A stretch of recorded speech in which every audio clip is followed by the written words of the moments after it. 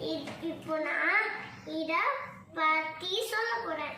இதை மூஞ்சல், இதை cycle, bike cycle, இதை கண்ணாடி போட்டுக்கிற கண்ணாடி. இதை சைக்கிள் நல்லா இருக்கும். ஏன் இது ஒத்து வச்சுக்கிறேன்னா அது விழுந்துட்டே இருக்குது சரிக்கு. அதனால இங்க பாருங்க, இதுதான் டிராக்டர்.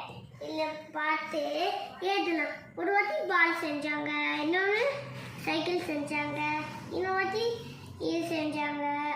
அப்புறமா பின்னாடியே இருக்குது. இன்னொரு வாட்டி இதை செஞ்சாங்க. கஷ்டம். இதோ இங்கே பாருங்க, இதே மாதிரி இருக்குதா? அதுதான் இது. இதை எடுத்து இதில் போட்டலாம்.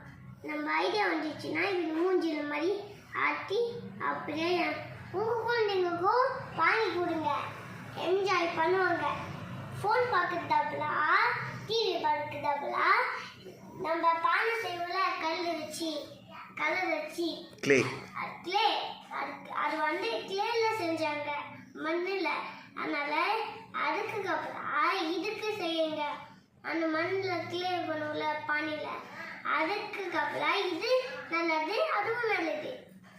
நம்ம ஃபோன் டிவி பார்க்கறதுக்கலாம். அதெல்லாம் கெட்டது. நீங்கள் பார்க்க போகிறேன். என் தம்பி பார்த்து தான் ஒரு வாட்டி கண்ணு ஏதோ ஒன்று ஆச்சு. அதனால் இனிமேல் நீங்கள் ஃபோன் பார்த்தீங்கன்னா உங்கள் கண்ணும் என் தம்பி மாதிரி கெட்டு போயிடும், வெட்டாயிடும். அப்புறமா கண்ணுலேருந்து ஒரு ரத்தம் வரும். அப்புறமா இதை இப்படி ஆற்றலாம். இங்கே பாருங்க, இது ஆற்றலா, இது கீழே விழுதா, அப்போது இதை பறிக்க வச்சுக்கலாம்.